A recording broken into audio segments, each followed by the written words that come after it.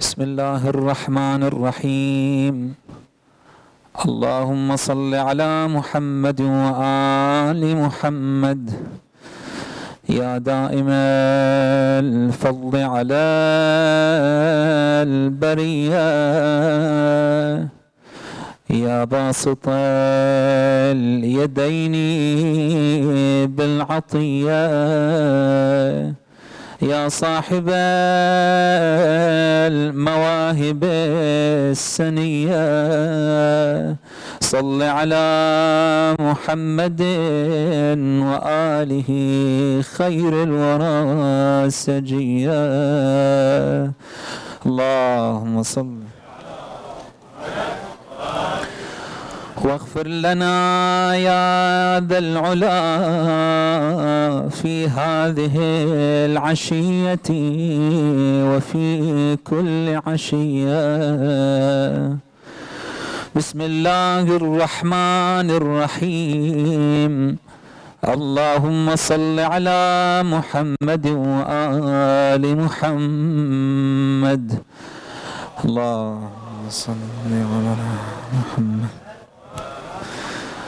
اللهم إني أسألك برحمتك التي وسعت كل شيء وبقوتك التي قهرت بها كل شيء وخضع لها كل شيء وذل لها كل شيء وبجبروتك التي غلبت بها كل شيء وبعزتك التي لا يقوم لها شيء وبعظمتك التي ملأت كل شيء وبسلطانك الذي على كل شيء وبوجهك الباقي بعد فناء كل شيء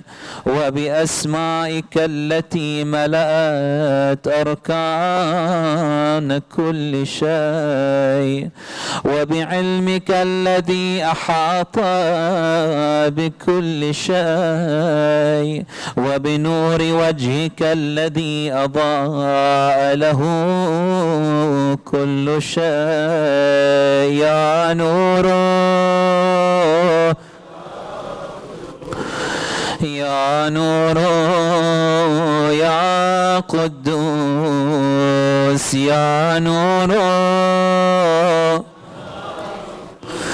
يا أول الأولين ويا آخر الآخرين. اللهم اغفر لي الذنوب التي تهتك العصام. اللهم اغفر لي الذنوب التي تنزل النقام. اللهم اغفر لي الذنوب التي تغير النعم. اللهم اغفر لي الذنوب التي تحبس الدعاء. اللهم اغفر لي الذنوب التي تنزل البلاء. اللهم اغفر لي كل ذنب أذنبته وكل خطيئة أخطأتها. اللهم إني أتقرب إليك بذكرك وأستشفع بك إلى نفسك وأسألك بجودك أن تدنيني من قربك وأن توزعني شكرك وأن تلهمني ذكرك. اللهم إني أسألك سؤال خاضع متذلل خاشع أن تسامحني وترحمني وتجعلني بقسمك راضيا قانعا خاشعا وفي جميع الأحوال متواضعا. اللهم وأسألك سؤال من اشتدت فاقته وأنزل بك عند الشدائد حاجته وعظم فيما عندك رغبته.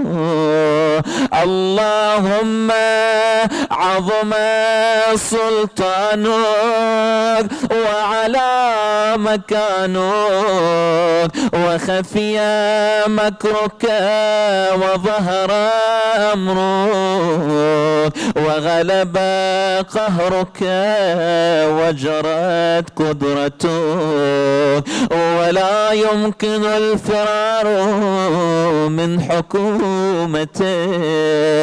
اللهم لا أجد لذنوبي غافرا ولا لقبائحي ساترا ولا لشيء من عملي القبيح بالحسن مبدلا غيره. لا إله إلا أنت سبحانك وبحمدك ظلمت نفسي ظلمت جميعا ظلمت وتجرأت بجهلي وسكنت إلى قديم ذكرك لي ومنك علي. اللهم مولاي كم من قبيحا سترته وكم من فادحا من البلاء أقلته وكم من عثار وقيته وكم من مكروه دفعته وكم من ثناء جميل لست أهلا له نشرته. اللهم عظم بلائي وأفرط بي سوء حالي وقصرت بي أعمالي وقعدت بي أغلالي وحبسني عن نفعي بعد أملي وخدعتني الدنيا بغرورها ونفسي بجنايتها. ومطالي يا سيدي فأسألك بعزتك ألا يحجب عنك دعائي سوء عملي وفعالي ولا تفضحني بخفي ما اطلعت علي من سري ولا تعاجلني بالعقوبة على ما عملته في خلواتي من سوء فعلي وإساءتي ودوام تفريطي وجهالتي وكثرة شهواتي وغفلتي. وكن اللهم بعزتك لي في كل الأحوال رؤوفا وعلي في جميع الأمور عطوفا. إلهي وربي من لي غيرك أسأله كشف ضرني والنظر في أمري. إلهي ومولاي أجريت علي حكما اتبعت فيه هوى نفسي ولم أحترس فيه من تزيين عدوي فغرني بما أهوى وأسعده على ذلك القضاء فتجاوزت بما جرى علي من ذلك بعض حدوده وخالفت بعض أوامره فلك الحمد علي في جميع ذلك ولا حجة لي فيما جرى علي فيه قضاء وألزمني حكمك وبلاء وقد أتيتك يا إلهي بعد تقصيري وإسرافي على نفسي معتذرا نادما منكسرا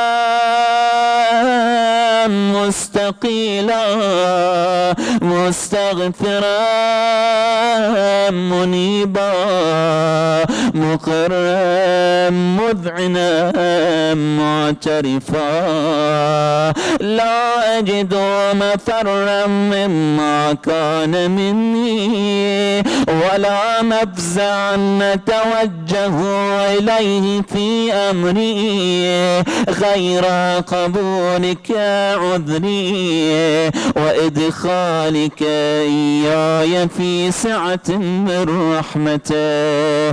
اللهم فاقبل عذري وارحم شدة ضرني وفكني من شدي وثاقي. يا رب ارحم ضعف بدني ورقة جلدي ودقة عظمي يا من بدا خلقي وذكري وتربيتي وبري وتغذيتي. هبني الابتداء كرمي وسالفي برك بي يا إلهي وسيدي وربي.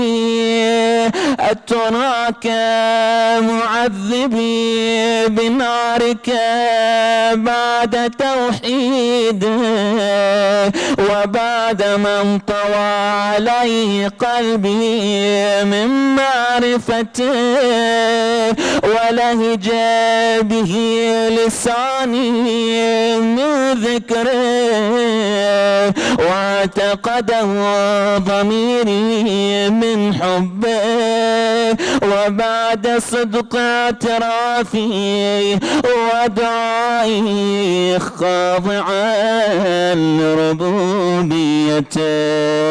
هيهات أنت أكرم من أن تضيع من رضيته أو تبعد من أدنيته أو تشرد من آويته أو تسلم إلى البلاء من كفيته ورحمته. وليت شعري يا سيدي وإلهي ومولاي أتسلط النار على وجوه خرت عظمتك الساجدة وعلى ألسن نطقت بتوحيدك صادقة وبشكرك مادحة، وعلى قلوب اعترفت بإلهيتك محققة، وعلى ضمائر حوت من العلم بك حتى صارت خاشعة، وعلى جوارح سعت إلى أوطان تعبدك طائعة، وأشارت باستغفارك مذعنة. ما هكذا الظن بك، ولا أخبرنا بفضلك عنك يا كريم.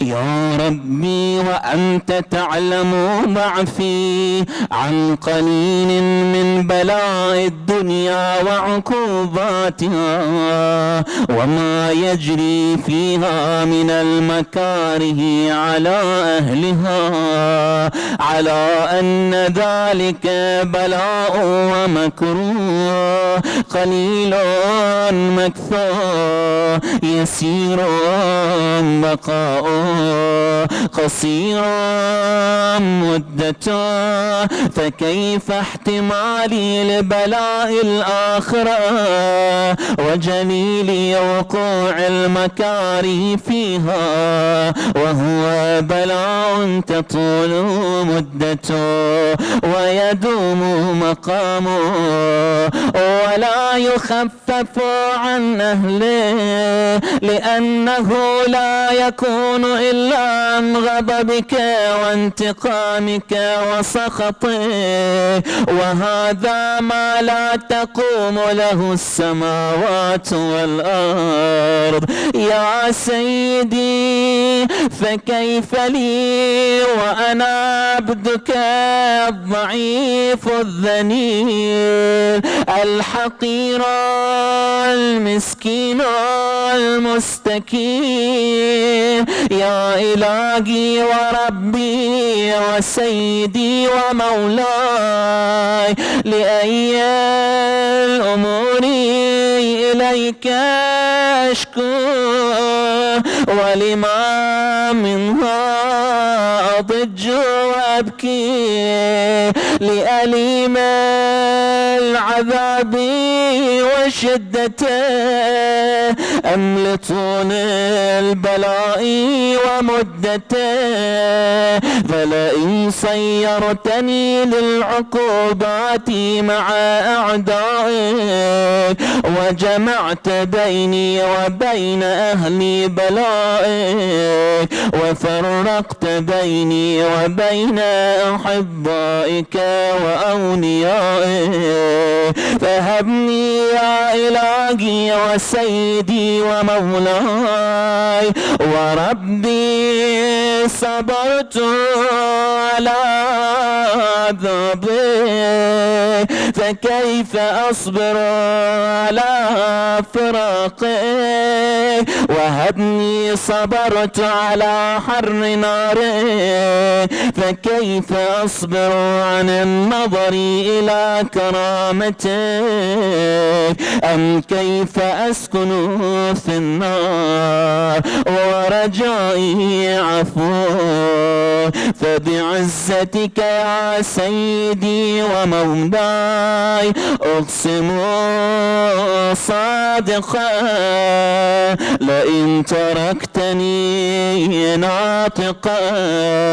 لأضجن إليك بين أهلها ضجيج الآمنين، ولأصرخن إليك صراخ المستصرخين، ولأبكين عليك بكاء الفاقدين، ولأنادينك أين كنت يا ولي المؤمنين، يا غاية آمال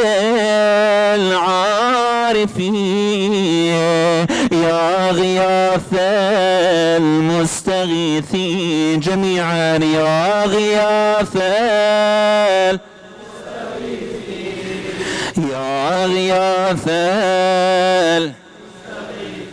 يا حبيب قلوب الصادقين، ويا إله العالمين، أفتراك سبحانك يا إلهي وبحمدك تسمع فيها صوت عبد مسلم سجن فيها بمخالفته وذاق طعم عذابها بمعصيته وحبس بين أطباقها بجرمه وجريرته، وهو يضج إليك ضجيج مؤمل لرحمتك ويناديك بلسان أهل توحيدك ويتوسل إليك بربوبيته. يا مولاي فكيف يبقى في العذاب وهو يرجو ما سلف من حلمه؟ أم كيف تؤلمه النار وهو يأمل فضلك ورحمته؟ أم كيف يحرقه لهيبها وأنت تسمع صوته وترى مكانه؟ أم كيف يشتمل عليه زفيرها وأنت تعلم ضعفه؟ أم كيف يتقلقل بين أطباقها وأنت تعلم صدقه؟ أم كيف تزجره زبانيتها وهو يناديك يا رب؟ أم كيف يرجو فضلك في عتقه منها فتتركه فيها؟ أيهات ما ذلك الظن بك ولا المعروف من فضلك ولا مشبه لما عاملت بالموحدين من برك وإحسانك. باليقين أقطع لولا ما حكمت به من تعذيب جاحدي وقضيت به من إخلادي معاندي لجعلت النار كلها بردا وسلاما وما كان لأحد فيها مقرا ولا مقاما، لكنك تقدست أسماؤك أقسمت أن تملأها من الكافرين من الجنة والناس أجمعين وأن تخلد فيها المعاندين وأنت جل ثناؤك قلت مبتدئا وتطولت بالإنعام متكرما. أفمن كان مؤمنا كمن كان فاسقا لا يستوون.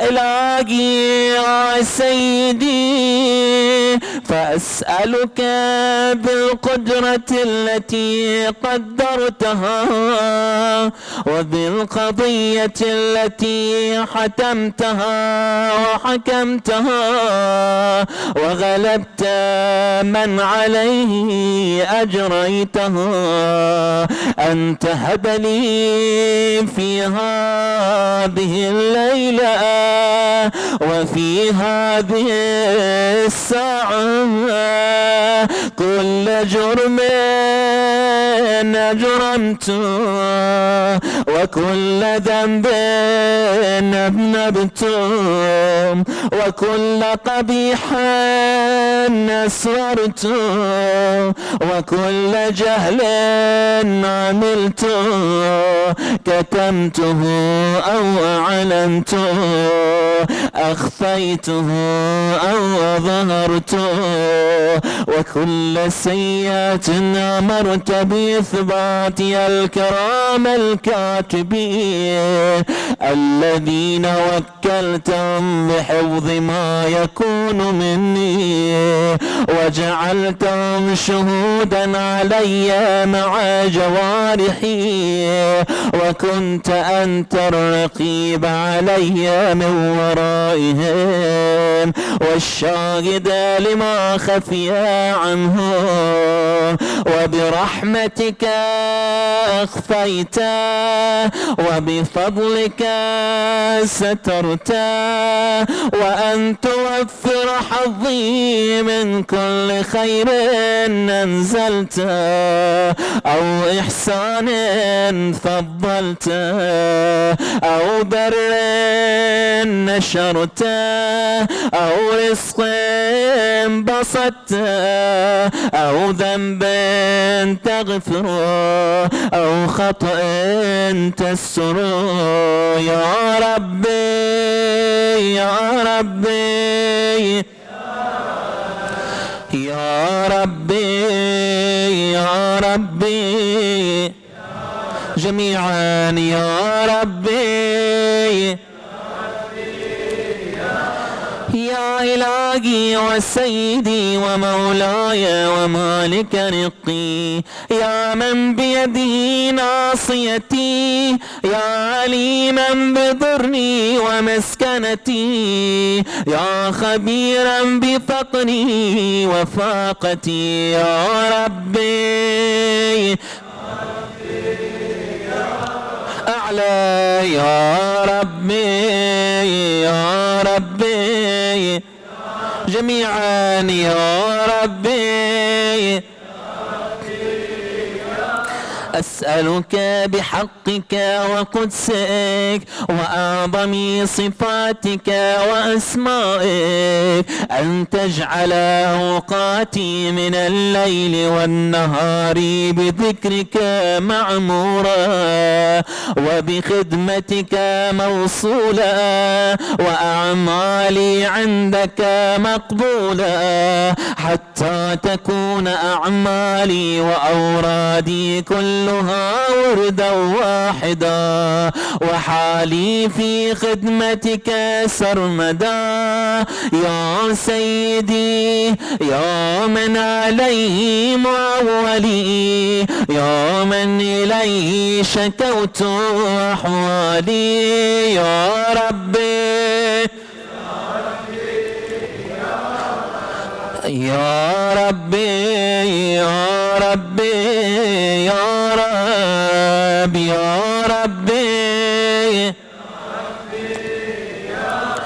قوي على خدمتك جوارحي واشدد على العزيمة جوانحي وهب لي الجد في خشيتك والدوام في الاتصال بخدمتك حتى أسرح إليك في معادين السابقين وأسرع إليك في البارزين وأشتاق إلى قربك في المشتاقين وأدنو منك دنو المخلصين وأخافك مخافة الموقنين وأجتمع في جوارك مع المؤمنين اللهم ومن أرادني بسوء فأرد ومن كادني فكد واجعل لي من أحسن عبيدك نصيبا عندك وأقربهم منزلة منك وأخصهم زلفة لديك فإنه لا ينال ذلك إلا بفضلك وجد لي بجودك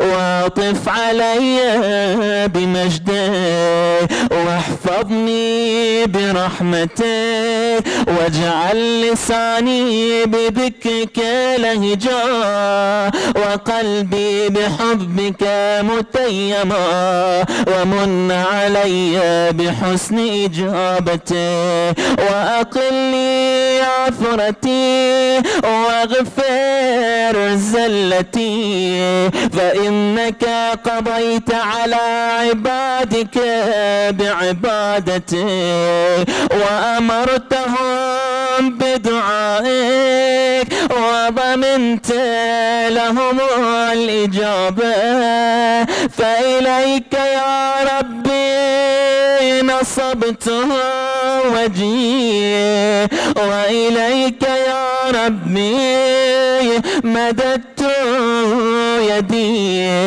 فبعزتك استجب لي دعائي وبلغني مناي ولا تقطع من فضلك رجائي واكفني شر الجن والإنس من أعدائي يا سريع الرضا يا سريع الرضا جميعا يا سريع الرضا اغفر لمن لا يملك إلا الدعاء فإنك فعال لما تشاء يا من اسمه دواء وذكره شفاء وطاعته غنى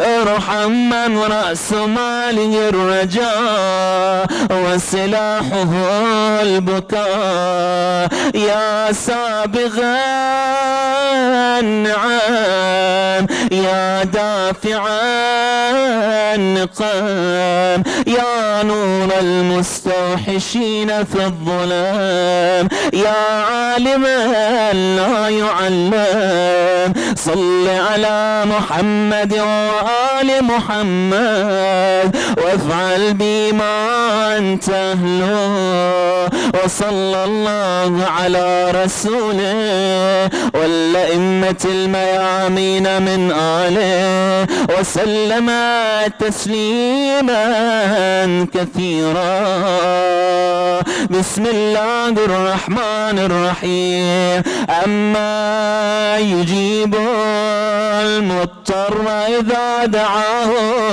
ويكشف السوء جميعا أما يجيب المضطر إذا دعاه لشفاء المرضى أما يجيب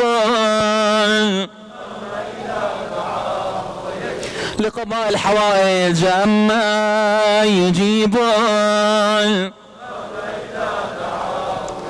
لتعجيل الفرج أما يجيب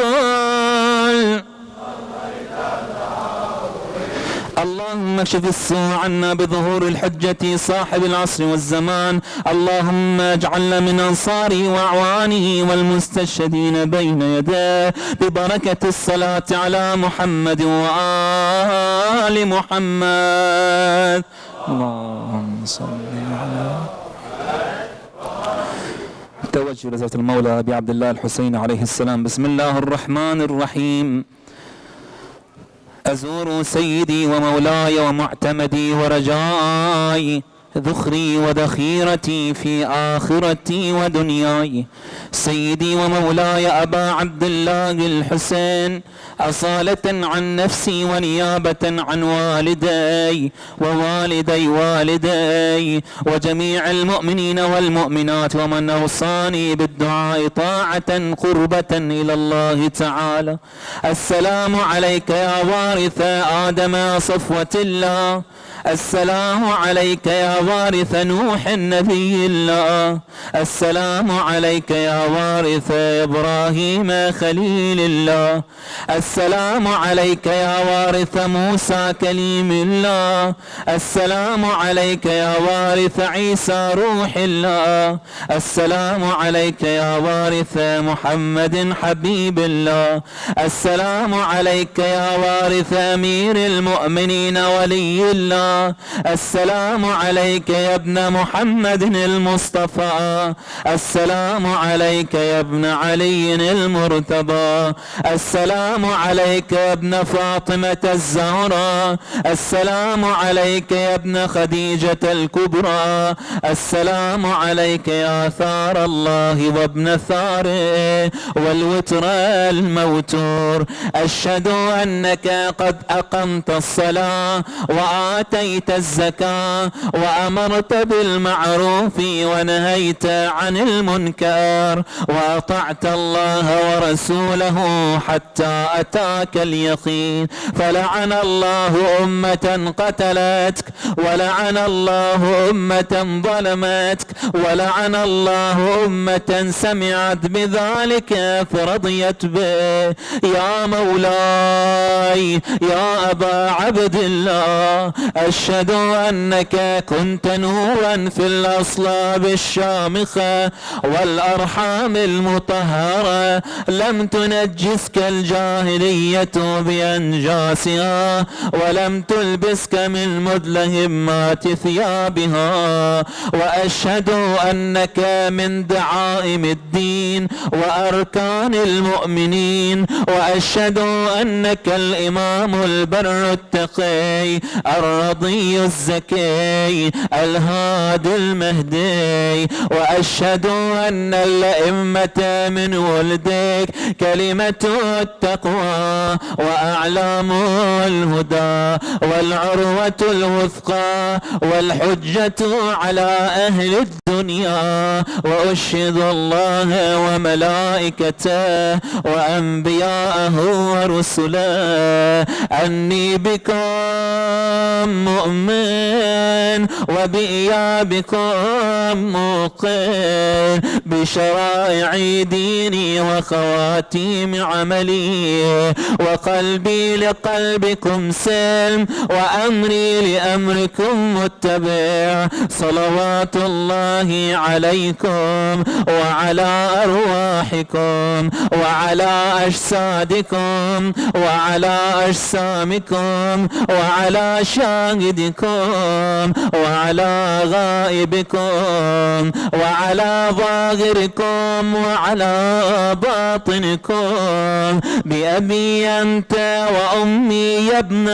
رسول الله، بأبي أنت وأمي يا أبا عبد الله. لقد عظمت الرزية وجلت المصيبة بك علينا وعلى جميع أهل السماوات والأرض. فلعن الله أمة أسرجت وألجمت وتأيت وتنقبت لقتالك يا مولاي. يا أبا عبد الله، قصدت زيارتك أسأل الله بالشأن الذي لك عنده وبالمحل الذي لك لدي أن يصلي على محمد وآل محمد، وأن يجعلني معكم في الدنيا والآخرة. السلام على الحسين وعلى علي بن الحسين وعلى أولاد الحسين وعلى أصحاب الحسين وعلى أخي أبي الفضل عباس وعلى أختي الحوراء زينب. عليكم مني جميعا سلام الله أبدا ما بقيت وبقي الليل والنهار، ولا جعله الله آخر العهد مني لزيارتكم. طبتم وطابت الأرض التي فيها دفنتم، وفزتم والله فوزا عظيما، فيا ليتنا كنا معكم فنفوز فوزا عظيما. اللهم كن لوليك الحجة ابن الحسن صلواتك عليه وعلى آبائه في هذه الساعة وفي كل ساعة وليا وقائدا وناصرا ودليلا، حتى تسكنه أرضك طوعا وتمتعه فيها طويلا برحمتك يا أرحم الراحمين. وصلى الله على سيدنا محمد وآله الطاهرين.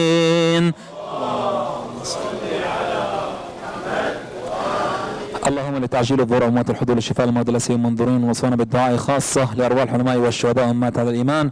نهدي الجميع منا ثواب ما قرأناه وثواب الفاتحة مشفوعة بذكر الصلاة على محمد وآل محمد.